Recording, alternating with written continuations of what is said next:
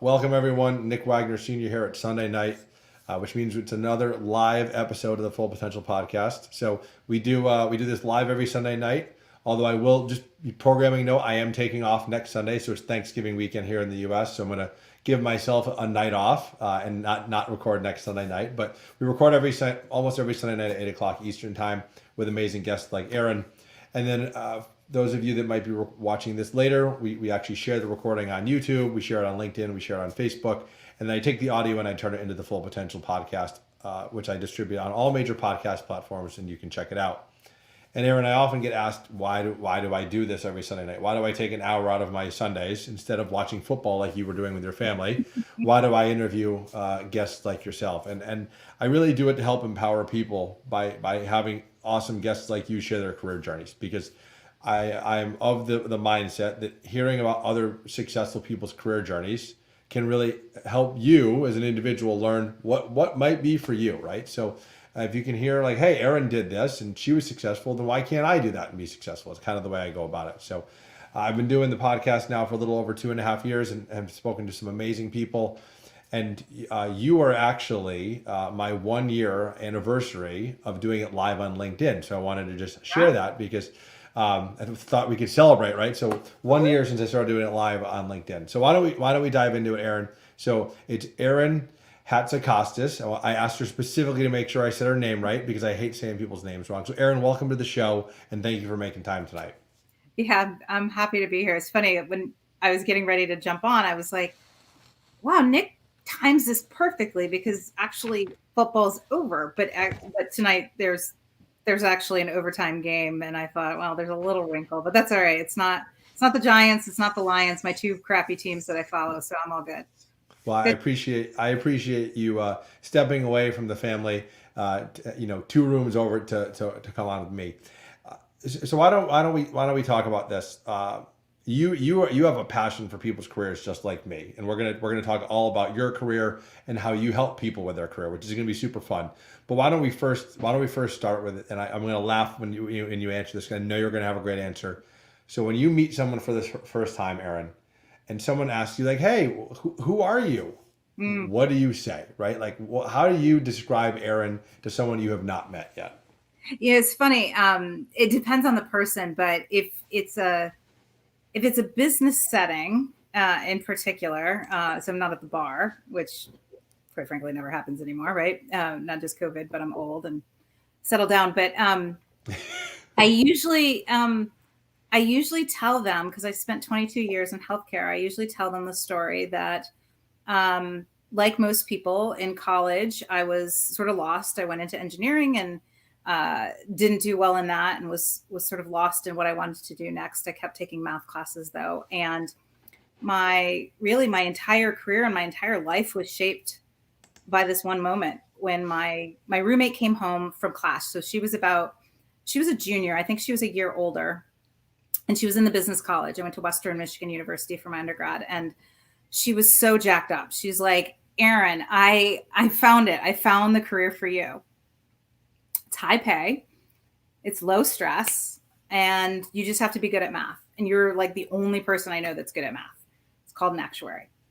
And being the young, impressionable, I like to sometimes also call myself an instant gratification whore. So when I hear something, like I act pretty quickly. So I was like, awesome, high pay, low stress, have to be good at math. This is my destiny. Except for I have no idea what the hell an actuary is. So this was like 1995. So for those of us, over the age of 30, 35, we know that didn't mean Googling an actuary. That meant schlepping to the library. And I remember finding this brochure, and I remember it couldn't have been any uglier. Like it had literally no marketing pizzazz. It was gray, maybe off-white, and it was this pamphlet. And if you opened it up, all it did is simply list the names of all the companies, their addresses, and their phone numbers that hired actuaries. And being this This was a different time and a different way to search for jobs.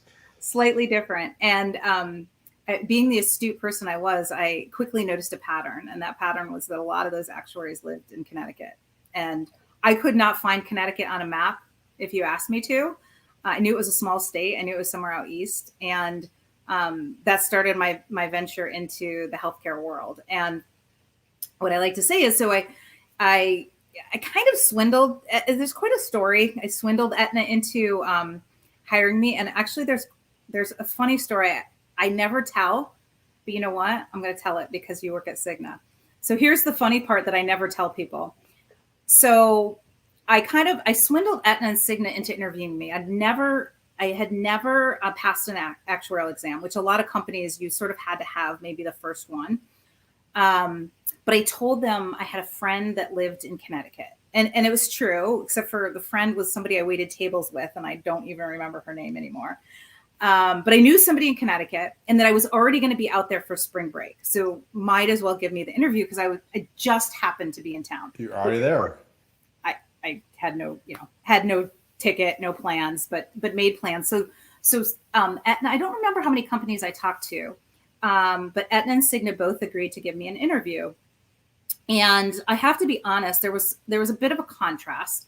Aetna had like a driver that picked me up, which is really weird to think like for an internship. But because we had the two campuses, this was back when Aetna, for those of you listening, here in Connecticut, Aetna is obviously a big company, and we had a campus both in Hartford and Middletown. So they had like a whole day mapped out for me. They had a driver that was picking me up. They took me between the offices. Cigna was a little bit different. My friend actually worked at Cigna at the time. And I remember her saying, I have not told this story in so many years. I remember her saying, actually, I think her name was Heather. She said, "What building are you interviewing in?" And I was like, building? Now, I grew up in a town of about, I think there was maybe 900 people in the town. I grew up in the smallest town in northern Michigan. So very naive. I mean, Hartford was a big deal for me. Two highways coming together and people knowing like how to get off them was a big deal. So when I had pictured this interview at Cigna, I pictured my high school, which my high school was like a square, right? Where all the classrooms went around in lockers. It was like one big square. Had no concept of either of these, both companies obviously having huge campuses. And I said, I don't know. They didn't tell me. And she kept asking me a bunch of questions. And I realized how much like Cigna hadn't really told me any details. So I went to the interview with Aetna the first day, had a great round of interviews, enjoyed myself, went back to her house that night. And again, no cell phones, right? So the next morning I wake up getting ready for my Cigna interview. And I'll never forget, I was actually blow drying my hair, getting ready. And my friend came in and said, "The phone's for you." Right? This is so weird, right? Like the phone is for you. And it was Aetna. And they called me the next morning and made me an offer to be an actuarial intern that next summer, like that morning. And I remember I hadn't even told my parents really what I was doing. That's just kind of the independence in me. So I don't even know. They knew I was in Connecticut, but like, so of course I accepted. and then I remember thinking, well, okay, so I guess I don't really need to go to that Cigna interview. And then I just never showed up to the interview. So anyway, you ask what I say. The key is I always tell a story. And so I came out here, and then kind of the end of that story, not that it doesn't continue, and we'll talk more about it, but is that I spent the next 2 years taking actuarial exams, of course, having a lot of people. Can you pause for 1 second and share with our audience what is an actuary? Because I think a lot of people have probably heard of it, but don't know what an actuary is. So an actuary is basically somebody that does a lot of number crunching, assesses risk, primarily in insurance companies, but for big consultants, they do a lot of modeling of risks, reserves. It's a financial role in a insurance with an insurance twist. Thank you. And actually, the funniest part about the internship, I just have to tell this story real quick, and then I'll cap it off. So the internship that summer, pretty quickly, a lot of people were like, "Oh, you're in the actuarial program? Like, you don't really seem kind of the type." And I was like, "Yeah, I don't know. That's what I'm doing." And I think it was every Friday, we had these like a lecture or something to enrich our internship. But one Friday they did Myers-Briggs testing, quote unquote. And they actually did it in the Hastings Hotel, which was this big hotel that Aetna used to own. And So it was kind of weird. There was 12 of us plus maybe 3 or 4 actuarial students, as they call them, or people in the actuarial program full time. And they sit us in this huge ballroom. So there's like 15, 16 of us in this huge ballroom. We do the Myers-Briggs test. And of course, the actuaries, they're excited to compile the results as actuaries do. And they put the results. I will never forget this, Nick. They, like, on the huge ballroom screen, they put up the results in this matrix.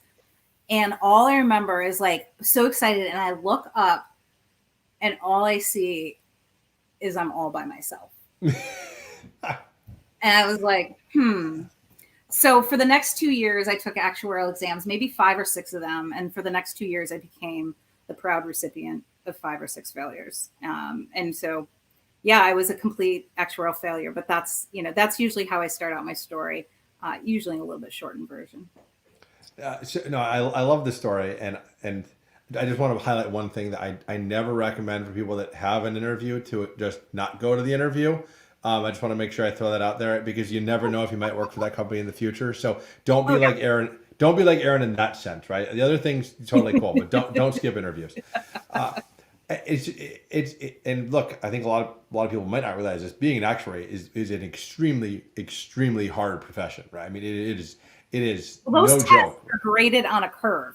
But a lot of people know that, right? So the tests you have to pass to become a full-fledged actuary are probably some of the hardest professional exams you can take. So I wouldn't say you're probably not alone as someone who went to try to be an actuary and not be successful. But we'll dive into the post-actuarial your post-actuarial life in a second. But I just want to start with one other thing. You mentioned you went to college. Was college something that you grew up knowing you were going to go to? Like, was that an expectation in your household, or was that really, you mentioned you were very independent, was that something that you decided to do on your own?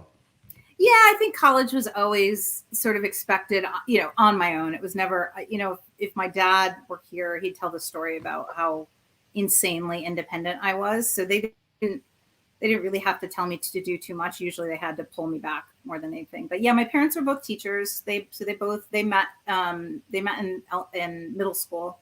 They both went to the same university. They're still together now.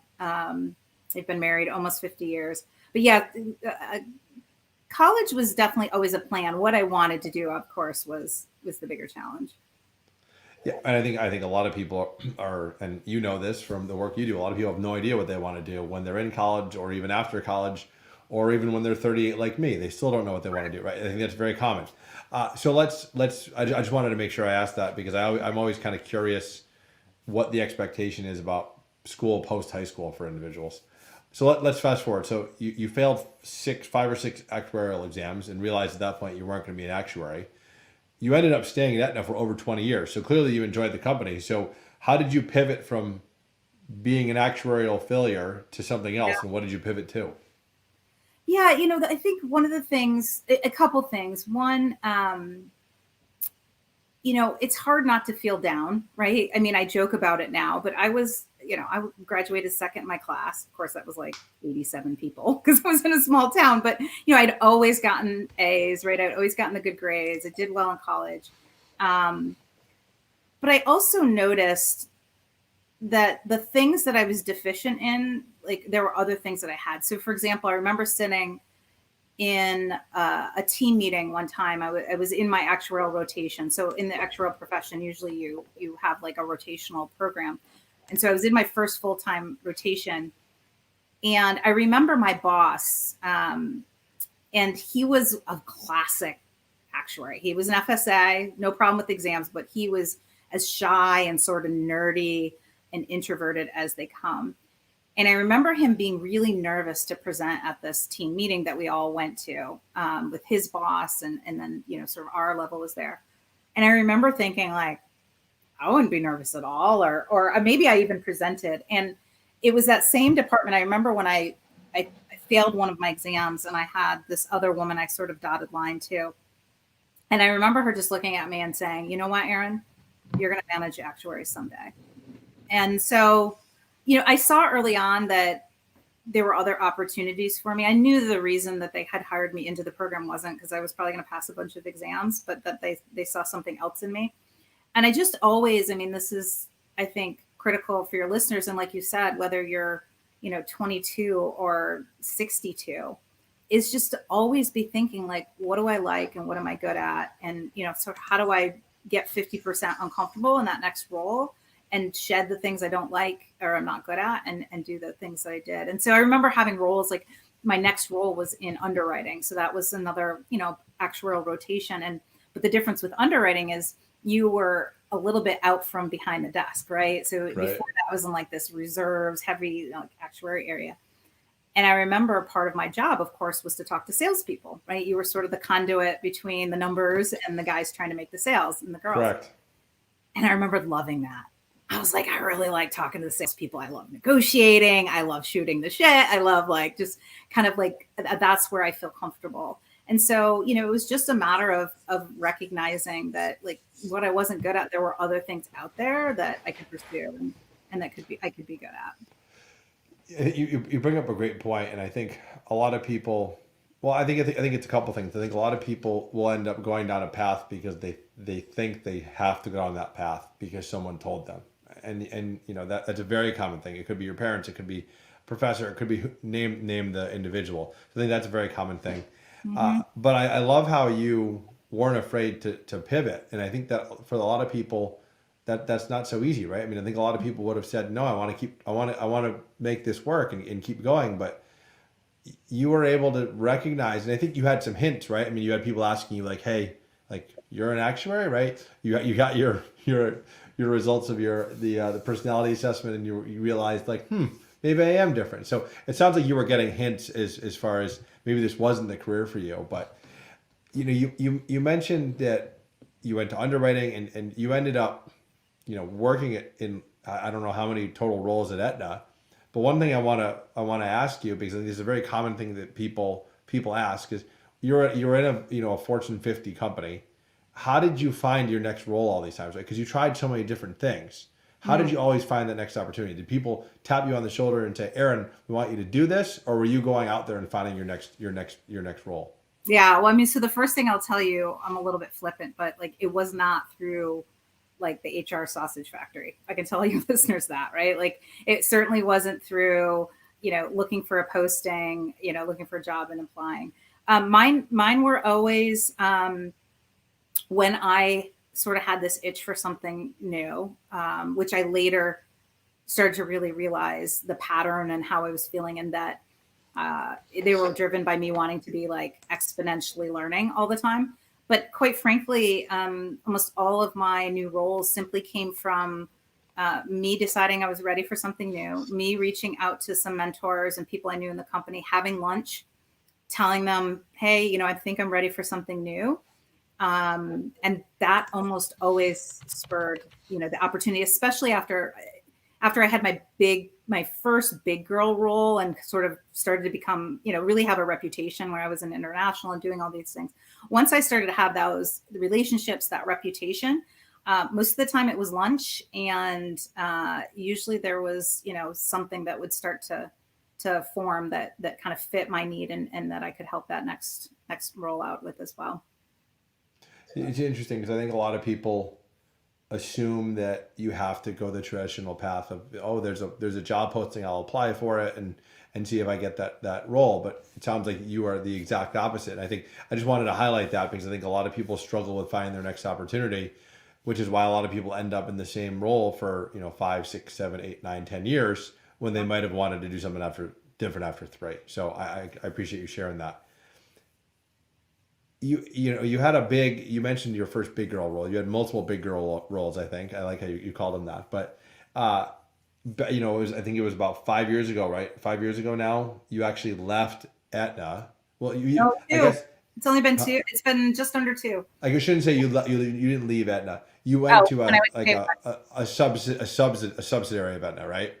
To be so like it was a company that Aetna owned, but it was still under the Aetna umbrella. Oh. But it was a big deal because you ended up being the CEO of this subsidiary called Payflex. So, which, Erin, not many people in their life get to put CEO on their title, right? So how did that happen and what was that like? And how many people are you responsible for? Share some background on how that happened. Yeah, so for me, every time I looked for something new, again, I have this rule. It's called the 50% rule. And it was always like, what can make me 50% uncomfortable?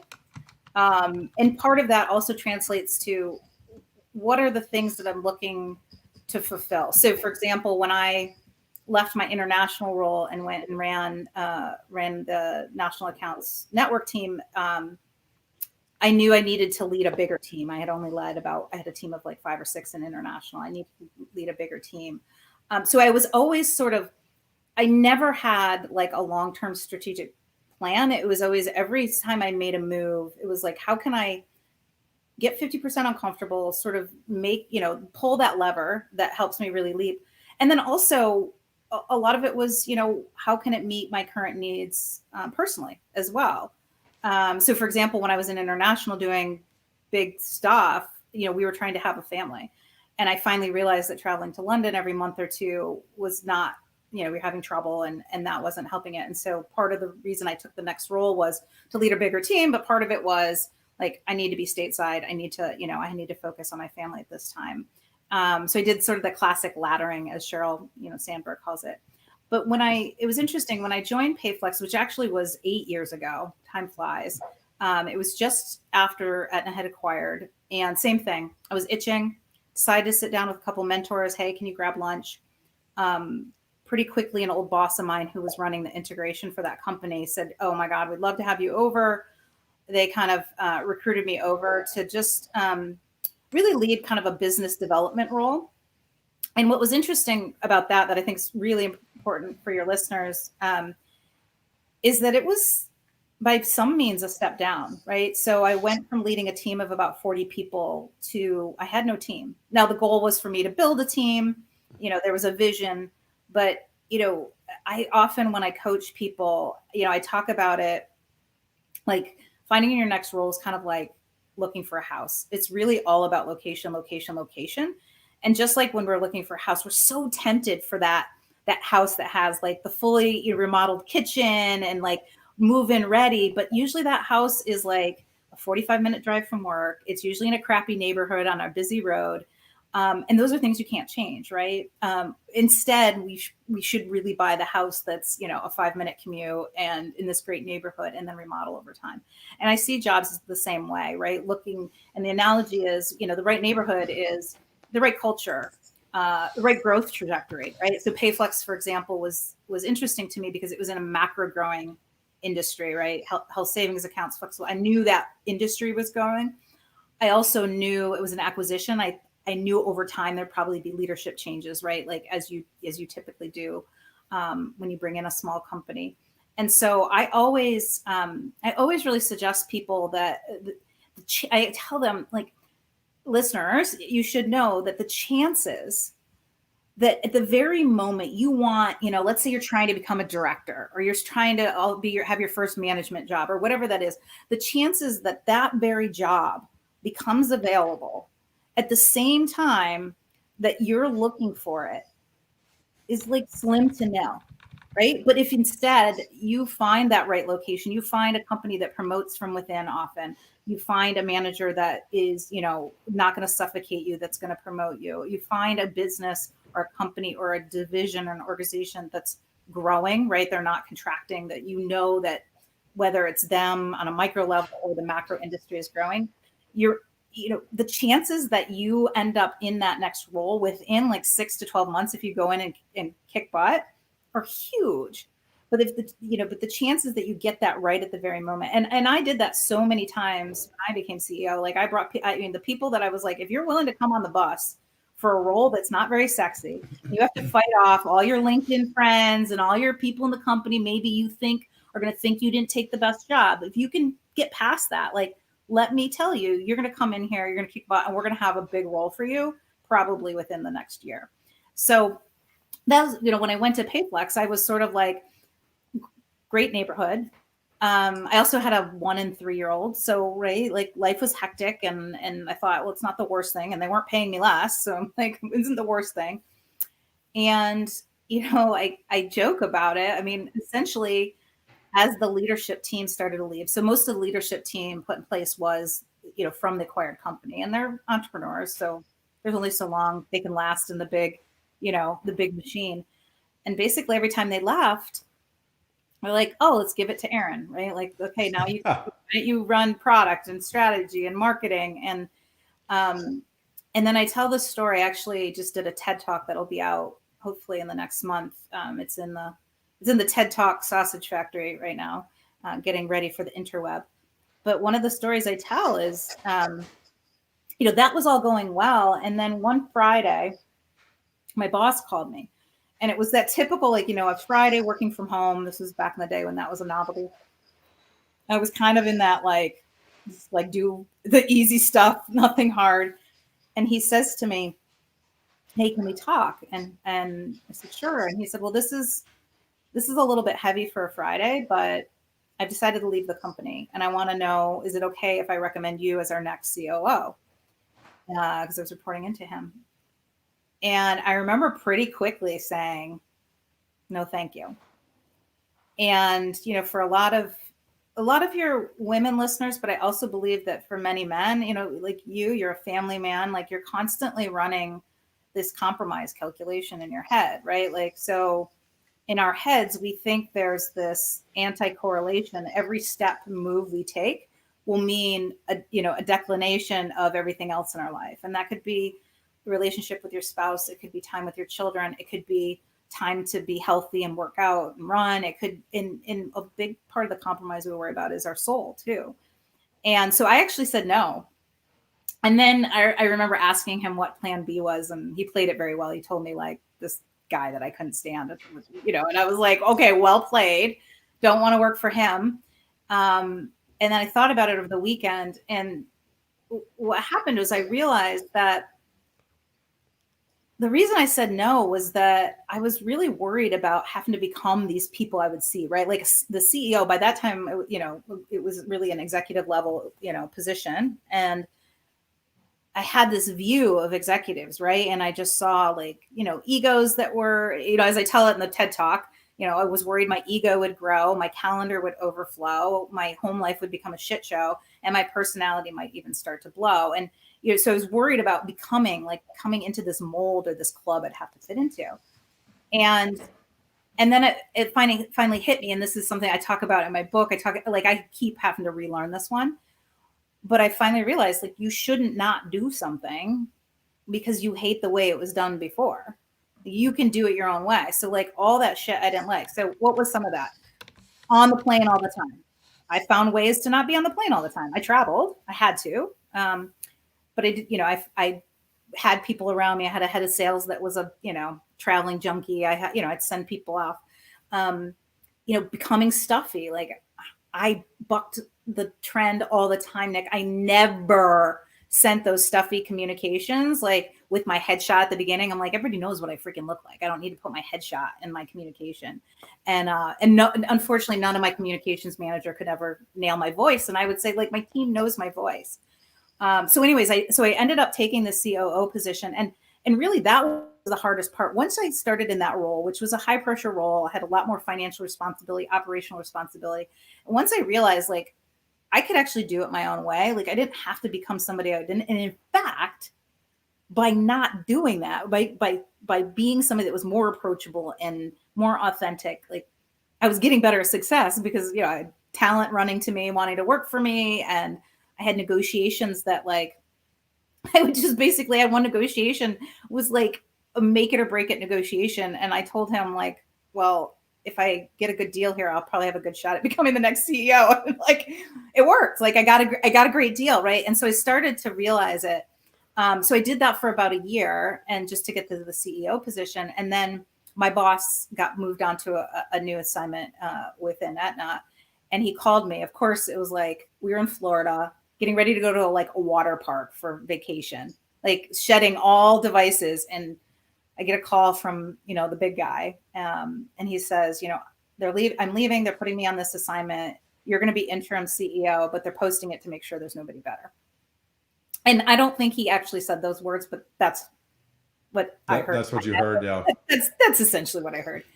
And I remember thinking I was pissed, right? At first I was how dare they? And blah, blah, blah. And then I was I don't even know if I want it. So while they're out figuring out if I'm the right person, let me try this on for size. And then, you know what, Nick, I mean, a lesson for your listeners, as much as I was kind of pissed that like they were going to go out, and I was like, well, there's two ways I could get this position. I could either sit in a bunch of offices interviewing it for it, and I probably wouldn't win, right? Because my resume, like, yeah, I'd done great things, but I've never been a CEO. Or option B is I could just go out and kick so much ass that they have no other option, right? Like just no. And Yeah. it's safe to say I turned some pretty big things around in the first 2 or 3 months that by the time it got to a place where they offered it to me, I wasn't really expecting anything else but them to hand me the job. And, sometimes, these situations, especially as women, right? I mean, it's tougher and it's a man's world and all this crap. Like, just go out there and prove yourself and just, be the best damn 3D interview you possibly can. And then use it as an opportunity for you to try it on for size too, and make sure that you too want the job. And that's how I ended up running. I think you asked, so the company, it was about 1,000 people that worked for the company at any given time, depending on the time of year. So yeah, we ran, we managed about $2 billion assets under management. So this, intersection of healthcare and financial, like it was stressful. It was real. It was a big girl job. I definitely had some big girl stress, but I'm really, really proud. When I came in, operationally, it had started to turn around. It had kind of a rough beginning, but financially, we had been really struggling year over year, sort of the same earnings, no money to reinvest. And when I left 3 years later, we had tripled earnings, and our employee engagement scores, our culture index alone went up 12 percentage points, which I know you play in that world a little bit, and that's a big deal. Like, and it's most importantly, it's not a coincidence, right? Like the two are highly correlated, and I truly believe the people part comes first. It wasn't me that tripled those earnings and had success. It was me that magnetized and created a culture where people were happy and wanted to come work there and do their best, and then they did the rest. No, it's a fascinating story, and I appreciate you sharing. There was a lot of I was noting a couple of things that I thought were important to highlight post this discussion, just because I think one of the things that kind of stood out to me the most is you paused a couple of times and said, "Do I even want the job?"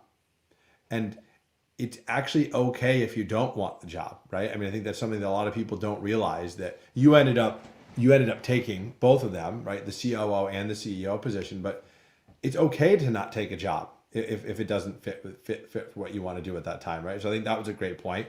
And I also love how you, and I'm not surprised at all, based off of, for anyone listening or watching, if you go check out any of Erin's content, you will tell that she definitely does not she does not fit in a mold. I will say that about you, Erin, right? You don't conform. So I'm not surprised at all to hear that you said that. And you were probably a breath of fresh air for a lot of people when you think about it, right? Because like you said, you didn't want to be this thing, right? Or this view of what an executive was. And I love how you were like, well, you know what? I can do this and not be that person I don't want to be. And I think that takes courage. I think a lot of people wouldn't have done that, because I think they would have thought that it was impossible. So I just love that story. So 1,000 people, $2 billion under asset management. Those are huge numbers. Why leave, right? So what was the, because you were there for, you left in 2018, right? So almost, about 2 years ago, right? You mentioned, why leave, and how did you go from being the CEO and managing that many people to being an entrepreneur? Like, what was the journey from that moment as a CEO, leaving that role, to being your own boss? Yeah, it's interesting. People ask that. So first of all, I was always kind of entrepreneurial, right? In the roles, a lot of the roles I had, I love taking something from a blank sheet of paper and building it. Obviously, that's a little different within the four walls of a corporation. But I wasn't somebody that's like, oh, I'm just dying to be an entrepreneur. For me, it was more back to I need to be exponentially learning at all times. I also, I also knew that 22 years at a company, if I wanted to do something new, and I had a bunch of buckets I was thinking about, some were, not entrepreneur. They were more of like working, being a CEO for another healthcare startup, and some were more entrepreneurial. But I knew I had to have something like sooner. Like I didn't want to be 22 years. Every year it got harder to leave. Absolutely. And, what was so interesting as I was contemplating, and a couple of things happened. One, I thought I wanted to leave. I didn't know what it was, but I knew I didn't want to burn bridges where I was. I had some massive sponsors, including Karen Lynch, who's now the CEO of CVS, as you probably heard. I mean, these are people that really, truly were sponsors of mine and advocated for me. And I didn't want to burn bridges. And I remember sitting actually with Karen, and she was so kind and sort of, right away was like, "You've been there 3 years. Are you ready for something new?" I mean, she walked me right into it. I'm like, "Yes, I think I am." And she kind of threw out all these other potential options, right? Like, what if you did this, or what if we made you this, or, you led this group.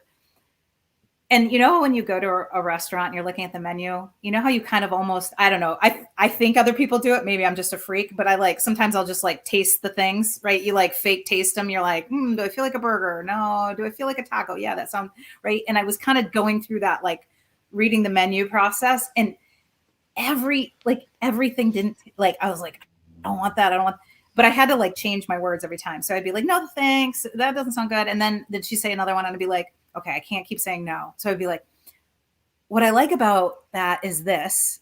What I don't like about it is this," right? Like, so I was trying to be kind of draw the line.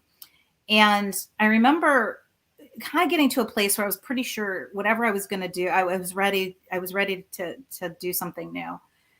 And I was on a plane. I was next to this woman. We met kind of in the Southwest line, and we sat next to each other. And she'd been maybe 10 years or so in the corporate world, and then left, back in her 30s, started her own, just a small HR consulting company here in Connecticut. And I was asking her all these questions, and she was so happy, and she was telling me about her business, and I was asking her about her clients and what she did and all this stuff. And then I finally stopped. I said, I'm sorry, I'm asking you so many questions, but I'm kind of at this point where I'm like, I'm thinking it's time for something new for me. And I'm really curious because I'm considering this. And then I said, I'm like, but it's probably the most ridiculous thing, because my reputation is an all-time high. Like, I just turned around this company. Like, I'm getting thrown these big jobs. Like, it's really stupid that I'm even thinking about this. And she just like turned at me like a laser beam, and so succinctly, so matter-of-factly, just looked at me and said, "Who says this is the top?" And I was like, oh my God. And then of course, instantly, right, the metaphor became 3D in my head. Like, I could see the mountain ranges, and I'm such a curious person. And I'm like, oh my God, I don't even know what those other mountain ranges look like. And like, I don't even know if they're more beautiful. And that was, it was interesting. I mean, there's a lot that goes into making a big decision to leave, highly paid, highly sought after position. Of course, the role I was in, everybody thought I was freaking nuts for taking it 3 years earlier, because the place was in such disarray. And when I left, everybody was like, "I can't believe you're giving up such a great role." And I'm like, well, You didn't say that 3 years ago. Yeah. But yeah, I mean, for me, it all, like, there were a lot of factors, but it all came down to this. Like, it's not just that when I say I need to exponentially learn, I think this is important for your listeners, because I see this in so many people that come to me too. You probably see it too. It's not just that I need it. I'm not my best self without it. Like, I can kick ass, right? Like, I can blow people out, like their mind, right? Like in the performance and how I lead, whatever that is. But I also can be really uninspired and like be a sloth. and I could feel that, right? And not that I wasn't doing anything, but I was right. I was doing normal, right? And I was going to the meetings, I was like doing the stuff, but I wasn't the best Erin that I know I can be. And I luckily had started to see that pattern in my career. It happened every time. And I'd get so mad at myself, because I'd be like, why can't you just enjoy it? Why can't you just, like, it's easy. Like, what is freaking wrong with you?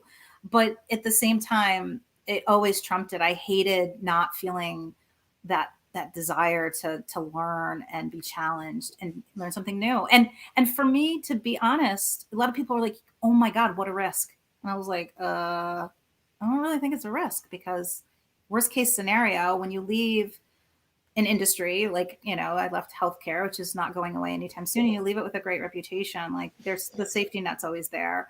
The safety net is like plan Z. But No, but it's a great and point. You mentioned multiple yeah, times you didn't want to burn bridges, and I think that is so critical, because you and I have both met people that have burned bridges, and it doesn't end well, right? I mean, it's not the way to leave a company, especially after you've been there for 22 years. You made so many great relationships, and people supported you and sponsored you.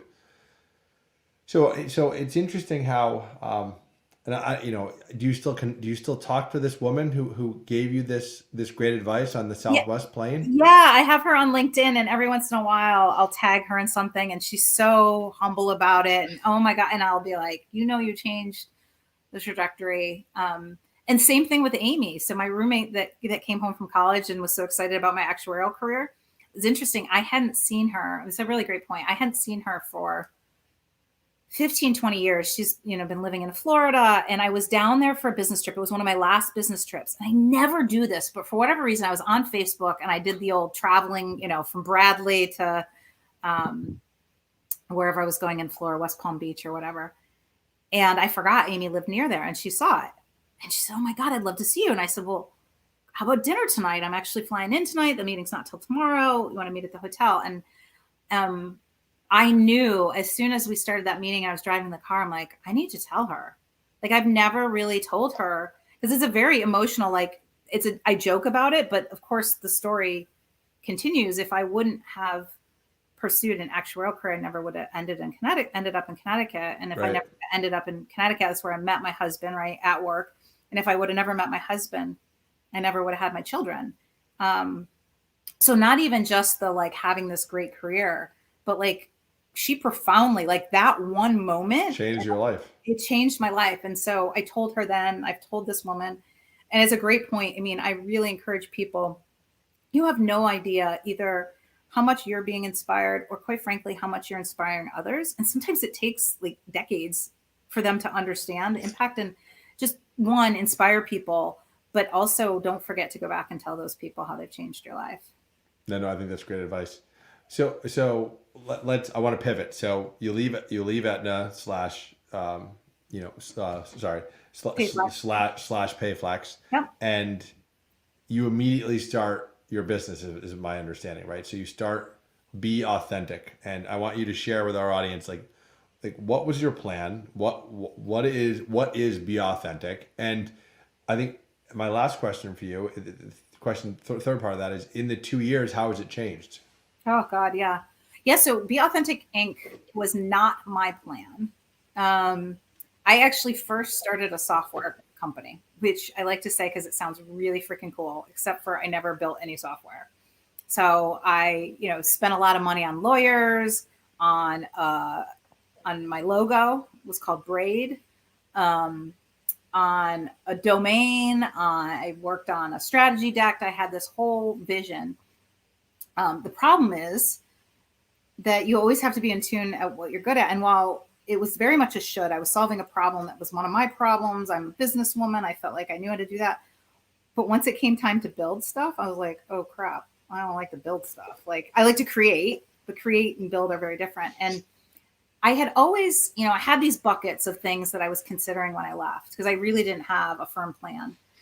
And one of them was in the career and leadership space. But honestly, I avoided it because being normal is kryptonite to me. As we've talked about, I don't conform. And to me, I was like, well, that's an industry that's like a bazillion people, right? There's a bazillion executive coaches and leadership companies. And like, I'm a businesswoman. Like, I'll get bored. Like, I want to do business. And then guess what hit me? Then I hit me that I was like, you should not do something because you hate the way it was done before.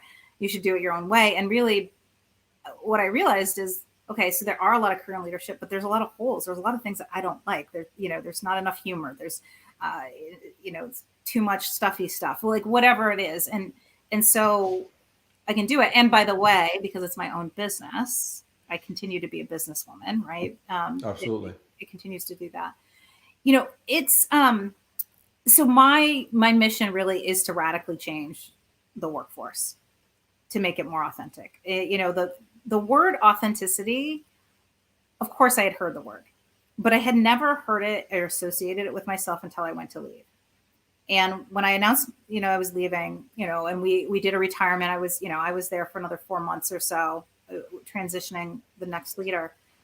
Like 50% of, the emails, the cards, the conversations, they kept saying, we're going to miss your authentic leadership. And I was like, that's like, what is this word? Why do I keep hearing this word? What is, and more, like hit me. I was like, is it really that easy?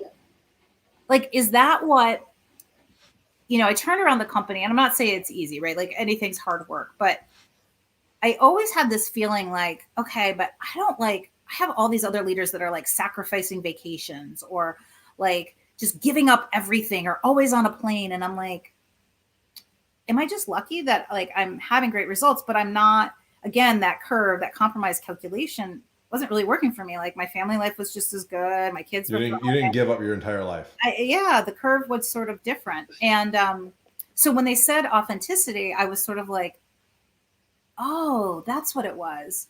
And so, my mission really coming out of the gate, I didn't know what the hell like that looked like. I didn't know business model. I still don't completely know, to be honest. It's still evolving. But I knew that the best thing about authenticity, like it sounds lofty, like to radically change the workforce, to make it more diverse and more balanced and more authentic, and just no more, eradicate this stuffy BS crap that's just out there. But the best part about authenticity is just completely contagious. And so, and of course, in this pandemic, it's been really interesting, right? It's definitely been, a tailwind for authenticity. So I knew I wanted to go out. I wanted authenticity to be my thing. I didn't know exactly what it was. And it's so interesting because, so I started doing keynotes, which you had mentioned, you saw me at my first keynote, which, by the way, Nick, I had no idea I was the keynote speaker till like 2 weeks before.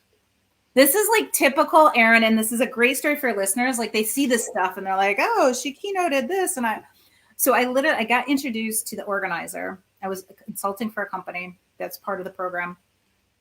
And I remember having the meeting and she's like, oh, can you talk at our, our demo day? And I'm picturing like 75 people in a room. Right. 100, right? Meanwhile, it was 600 in the Bushnell, or 600.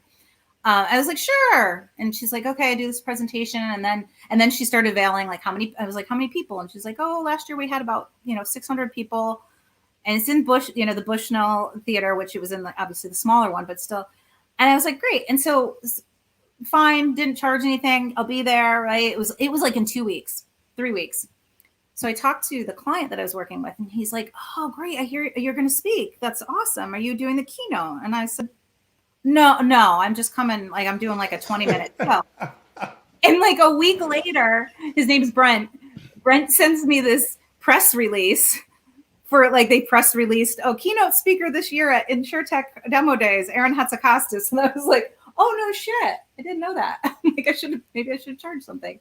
But so I came out, talking about things, but I remember coming off of that. That was my first keynote. And this one gentleman, he's the chairman of the board of Connecticut Innovations, which is the largest VC firm here in Connecticut. And he was funny. He's like, I loved it. It was great energy. He goes, but you defined authenticity, and that's not who I am. And I was like, oh, well, that's a problem. And that started my quest really over the last year to like take a step back and not just run with authenticity, but really like, what is it? What is it from my lens? What is it from, because we all know it when we see it. We all know, we can't define it, right? Like when you see somebody, you're just like, they're so authentic, right? But it's really hard to find a good definition. And so as I started to write my book and prepare for my TED Talk, I did a lot of thinking, research. I looked into, so for example, the Greek origin, because you got to go to the Greek, right? You got to ask the Greeks, is authentikos. And authentikos means to be genuine, but it also means to be original and authoritative. And so that was my first time. I was like, I knew it. Like, I know it's not just being yourself. Like, I know it's not this synonym that so many people, like with transparency, so many people sort of think of it as like, you're being really transparent, or you're being yourself. And so that was, sort of my quest to define it. And as I started to work on the book, and really my goal was like, I know there's a framework. Like, I know that you don't have to be Erin, you don't have to be extroverted, you don't have to be, audacious. Like, there is a formula. We see authentic people all the time, and they're not necessarily, they're all different. Yeah. They're all different, but we know it when we see it. And so when I wrote the book, there are a couple of things. I really came into a framework that I believe checked all the boxes. And so it's called the 6 Pillars of Strategic Authenticity, and it spells humans. So it's an acronym that spells humans. But here, Nick and listeners, this was my biggest epiphany when I was writing that book. And this is a lot of what the book is about. I had never said it this way, though. I knew that my success wasn't this just being myself. And what I realized, it was subconscious at the time. Now it's very conscious, but I realized that I purposely was authentic, right? Like, somewhere along the line, even though the word wasn't being used, like, I was doing all these experiments like throughout my career. And I was like, oh, when I'm, do this, I have success, right? Like, when I'm a little more humble, or when I tell a story, or when I'm, a little more unexpected and people like do something that they don't expect, like, I have success. And so when I wrote my book, and as I talk about authenticity, and what I do is, like, I don't just give people permission. Like, this is not some, like, kumbaya, go off and meditate, walk into the universe and be whoever you want to be. It's actually a career strategy. It's a replace all the bullshit about like having executive presence and like, sponsorship and all that stuff. Like, it's a modern day career book that if you purposely understand what authenticity is and you actively use it doesn't mean you're somebody you're not, but you actively use it, it actually has so many positive effects. And I truly believe all this time, like, that was that thing that I always thought, like, why is it so much easier for me? I feel kind of bad.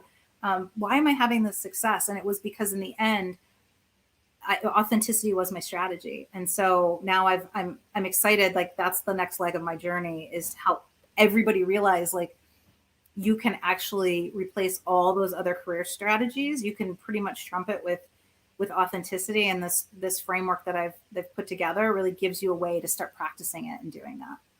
No, I think I love that, and you mentioned the book, so I want to just share with the audience. So we'll link to your LinkedIn profile, Erin, so people can connect with you, and we'll also link to your website for Be Authentic Inc. so people can check out your business, and if they want to do any work with your business, or they want to find the book. And you want to just share the name of the book so people know what the name of the book is, and if they want to pre-order it. Yeah, the book is titled You Do You-ish. And there's a reason for the ish. And then it's an executive guide to authentic success. And it comes out February. It comes out in February. It comes out in February, but we've got pre-orders now. We've already sold over 400 books, and I've got lots of fun giveaways and bonuses if you jump on the early train and order it now. Very cool. So I have one question before I always close with the same question with every guest, but I want to have one question before I get to my last question for you. So you mentioned you have a husband. You mentioned you have 2 kids. How has your husband and your kids supported you during this journey? Because I know family is important to you. Family is like more important to me than anything. How have they supported you during this journey? Yeah. So first, my husband, right? I think this is a really important one, especially for a lot of women to hear. He supported me by standing back and getting on my way, which sounds so weird. He'll be the first to admit, like, he is not an overt cheerleader. Like, he is not the person that, when I go up to bed after having, a big day or whatever, and he's like fawning all over my accomplishments. But what he did most is he fully like just supported me walking away, first of all, as the breadwinner, for the family. He supported me, quite frankly, not making much of a profit for some time and really investing in the business. And he's really supported he also loves, of course, that it's given me more freedom with the kids. And it's not just freedom. So many people, when I left, they were like, oh, you want to have more time with your kids? And I'm like, I want to have more breathing room with my children. That's very different. Like, that means like, instead of like peeling out of the driveway to make a meeting after I get them on the bus, that means like walking back. Right. And it's really, so he's really supported me by, never giving me a problem about this, just sort of being a quiet supporter and believing in me. But I know that he knows, as I do, like it's going to take some time, but like, the business will thrive, the movement will go. And my goal isn't to make less and do stuff I love. My goal is to make freaking more than I did before. Let me just be honest, because, that will give me more and more energy to change the world. And I believe that that's, the energy exchange you have. My kids, we won't know the true effects probably for, 10, 20 years, probably when they're maybe on some podcast someday. Right. I think it's been just a fundamental life-changing for them. And it really, it's a lot of what I preach. So I practice everything I preach. So, I integrate them. That's a lot of what I talk about. So for example, a year ago, I gave a keynote at a CVS event. And like a couple days before the event, I realized the kids didn't have school. It was actually election day. So their school was closed. And I was like, crap, is that typical, like all those like PTSD creeped in, like, what am I going to do? And Manny's got to go to work. And like, what am I going to do with the kids? And, I was picturing this day, and I was like, but very quickly, I was like, them with me. And we had a freaking blast because it was only about an hour and a half drive. So I was going to do it in a day. And I said, let's get a hotel room. Let's drive up, for kids. That's like the best thing ever. Right. Yes. Pool, huge hotel room. And, not only did they get to see me present, which I thought was really freaking boring, which it isn't. Like, of course, I was like running up and down aisles. They're like, it was a lot of business talk. I'm like, it was awesome. It was hilarious. Like, they're like, they weren't impressed. But, that will soak in later. They were way more inspiring just being there than anything I said in that talk. Right. So the impression and the inspiration that I gave to people there, especially working moms, was way bigger. And so my kids they were already very bright, but like, they tell me all the time, they call me out if I like tell them to do something like that's not authentic to me. Gosh. My 9-year-old has started like 3 businesses. He's got t-shirts made that are like inspirational. He programs stuff. What I always tell people is don't freaking wait until your kid goes to listen to some pimply faced, valedictorian speech when they're 18 years old for this kid, or girl or guy to be like, follow your dreams and take risks and, make a difference. Like, don't wait for that. And that's not, instead show them, model it. That's a key component of the humans framework. Is part of it is to model the behavior and the life you want them to have. And that's what I've been doing. And I think, I truly think it's just going to make so much impact on them long term. I love that. I wanted to make sure we discussed that because I think you have a huge impact on your family first, no matter who you are. And I wanted to hear how they've supported you along the way and how you feel that's going to help them. So thank you. All right. So it's already been an hour. So it's been a blast. Thank you. We could probably go for 2 hours, but I'm not Joe Rogan, so we're not going to do that. But I always close with the same question for every guest. What is the secret? Like, what is that one thing, Erin, that's helped you reach your full potential, that's helped you be so successful in your career so far that you would want to share with my audience? Yeah. I mean, it's using my authenticity as a strategy and focusing, you said it at the beginning. It's funny.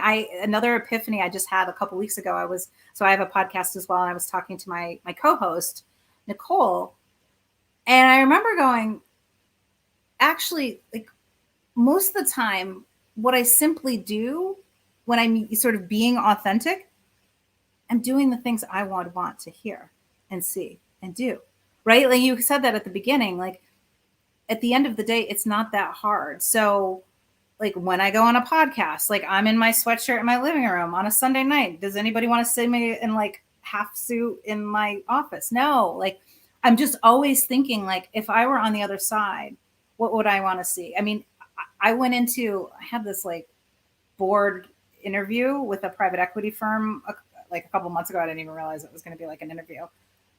And I started with a story, right? And I was unexpected. I freshened up, they had been talking back to back to all these different candidates. I'm like, I would be freaking bored. So what would I want? I would want something a little more lively. And, for people out there, again, like, they're like, well, I'm not as bold as you or what, no, it's really, one of the core elements that I talk about is being unexpected, and unexpected is simple. It's just simply saying, okay, what would they expect in this moment? And how do I just like slightly twist that so that I keep them curious and awake and stimulated? So yeah, I mean, my advice really is to use authenticity as your strategy. Focus more on standing out, and then you won't have to worry about selling out. I love that. And I think you bring up a great point. You don't have to be an extrovert to be authentic. You mentioned that a couple of times, but you don't have to, I mean, you and I are probably like uber extroverts. Like you don't have to be like us. You don't have to be loud and bold and audacious, to your point. You can be authentic in a myriad of ways. So I think that's a great point. So thank you. Fantastic discussion. As I said at the beginning of the show. So those of you that watch this live, thank you. For those that are watching this on the recording, we appreciate it. And you can find the video on YouTube, the Full Potential YouTube channel. Like I mentioned, you'll find the replay on LinkedIn, and then you can find the podcast audio only on all the major podcast platforms that you like to subscribe to. And I hope all of you watching check out future episodes or listen to future episodes, because you're going to hear more amazing guests like Erin. And I'm hoping that you were inspired by her story tonight. So Erin, thank you for making time. I think you gave some fantastic advice. You saw me jotting some stuff down, but I really wish you the best. And again, we'll link to your website and LinkedIn so people can get in touch with you. Yeah. And thanks for having me. And Nick, you should know, like, you blow me away. All the things you do, all that you give back. I'm just really honored to be on here, and just keep doing what you're doing. So I appreciate that. Thank you, Erin. for having me be part of it. Be well. All right. Stay safe. Good night.